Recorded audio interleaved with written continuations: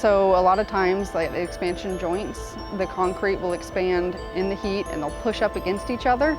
And once it pushes so far, there's only one place for it to go, and it's up.